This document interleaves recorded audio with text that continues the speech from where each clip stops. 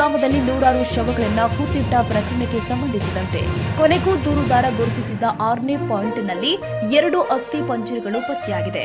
ದೂರುದಾರ ಗುರುತಿಸಿದ ಸ್ಥಳಗಳ ಪೈಕಿ ಇದೀಗ 6ನೇ ಪಾಯಿಂಟ್ನಲ್ಲಿ 15 ಕಾರ್ಮಿಕರಿಂದ ಉತ್ಖನನ ನಡೀತಾ ಇದ್ದು 2 ಅಸ್ಥಿ ಪಂಜರ ಪತ್ತೆಯಾಗಿದೆ. ದೇಹದ ಪೂರ್ತಿ ಭಾಗಗಳು ಸಿಕ್ಕಿಲ್ಲ. ತಲೆ ಬುರುಡೆ ಸೇರಿ ಕೆಲವು ಭಾಗಗಳು ಮಾತ್ರ ಸಿಕ್ಕಿದ್ದು ಇನ್ನೂ ಆಳಕ್ಕೆ ತೆಗೆದು ಹುಡುಕಾಟ ನಡೆಸಲಾಗ್ತಾ ಇದೆ. ಸದ್ಯ ಸಿಕ್ಕಿರುವ ಕಳೇಬೇರವನ್ನ ಎಸ್ಐಟಿ ಅಧಿಕಾರಿಗಳು ಎಫ್ಎಸ್ಎಲ್ಗೆ ಕಳುಹಿಸಲಿದ್ದಾರೆ. ಇನ್ನು ಇದರ ಬಳಿಕ 7 ಹಾಗೂ 8ನೇ ಪಾಯಿಂಟ್ನಲ್ಲಿ ಉತ್ಖನನ ಕಾರ್ಯ ನಡೆಸುವ ಸಾಧ್ಯತೆಗಳು ಇದೆ.